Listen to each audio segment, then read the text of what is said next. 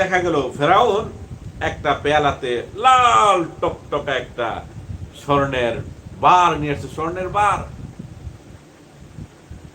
আরেকটা পাত্রের মধ্যে একেবারে এত বড় একটা আগুনের কয়লা চকচক করে জ্বলতেছে জ্বলতেছে, জ্বলন্ত কয়লা। তো সাধারণত বাচ্চারা যেটা বেশি জ্বলে ওইটাই তো ধরে।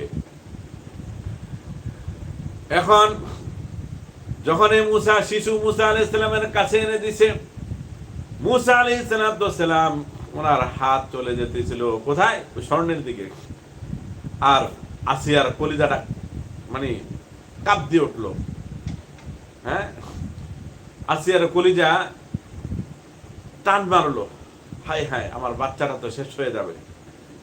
ওই মুহূর্তে আল্লাহ তাআলা জিবরাইলকে পাঠাই দিয়েছেন, ও জিবরাইল জলদি করে যাও, আমার মুসার হাতটাকে তুমি স্বর্ণের দিক থেকে সরিয়ে এনে এরকম আগুনের ভিতরে দিয়া দাও।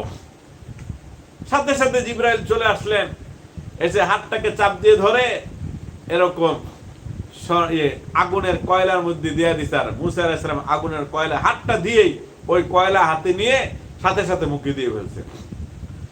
যখন ওই কয়লা মুখে দিয়েছে, মুসা আলাইহিস সালামের এই আলা জিব্রাটা পরে